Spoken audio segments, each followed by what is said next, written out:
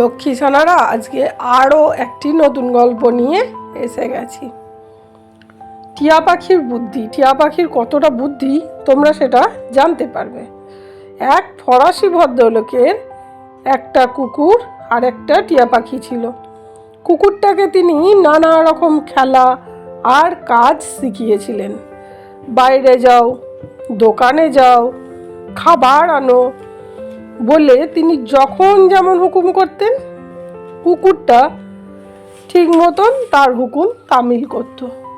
টিয়া পাখিটা কিন্তু কিচ্ছু কাজ করতে শেখেনি। সে কেবল সব সময় বকর বকর করে কথা বলতো আর কুকুরটার উপর সর্দারি করত। কুকুর বেচারা হয়তো ঘরের মধ্যে শুয়ে আছে, হঠাৎ টিয়া পাখিটা চোখ পাকিয়ে ধমক দিয়ে বলল, এই বাইরে যাও। কুকুরেরও হুকুম শুনে অভ্যাস, সে ভয়ে ভয়ে লেজ গুটিয়ে দরজার দিকে রওনা হতো। তখন আবার টিয়া পাখিটা ঠিক তার মনিবের মতো শীষ দিয়ে তাকে ঘরে ডেকে আনত। সেই ভদ্রলোকটি কুকুরটাকে প্রায় রুটিওয়ালার দোকানে কেক আনতে পাঠাতো। কুকুরটা সকলেই খুব চিনত, সুতরাং সে টুকরি মুখে নিয়ে দোকানে আসলেই রুটিওয়ালা টুকরির মধ্যে কেক পুড়ে দিত আর তার মনিবের নামে হিসাব লিখে রাখত। একদিন ভদ্রলোকটি হিসাব করতে গিয়ে দেখেন যে তার হিসাবের সঙ্গে দোকানের হিসাব মিলছে না। তিনি যতবার কুকুরটাকে পাঠিয়েছেন দোকানের হিসাবে তার চাইতেও বেশি লেখা হয়েছে। কয়েকদিন পর্যন্ত এর কারণ কিছু বোঝা গেল না। তারপর তিনি একদিন দেখেন যে কুকুরটা শুয়ে আছে।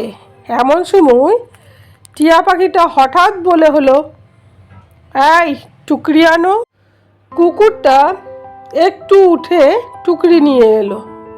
টিয়া পাখি বলল, দোকানে যাও। কুকুর বেচারা ইতস্তত করতে লাগলো। তাই দেখে টিয়া আবার চিৎকার করে বলল, এই দোকানে যাও।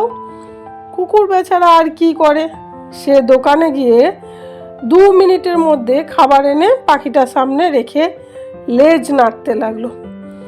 তারও ইচ্ছে কিছুটা ওই কেকটার ভাগ পায়, কিন্তু টিয়া পাখি তাকে দেবেই না। বলে, বাইরে যাও। এই বলে এক ধমক দিয়ে তাকে তাড়িয়ে দেয়। নিজেই সবটা খাবার খেতে লাগলো। তখন ভদ্রলোকটি বুঝতে পারলেন যে দোকানের হিসাব কেন বেশি লেখা হয়েছে, তার হিসাবের সঙ্গে কেন দোকানের হিসাব মিলছে না, তার কারণটা তখন ভদ্রলোক বুঝতে পারলেন। গল্পগুলো কেমন লাগছে কমেন্টস করে জানো, আর ভালো লাগলে লাইক কমেন্ট শেয়ার করে দিও।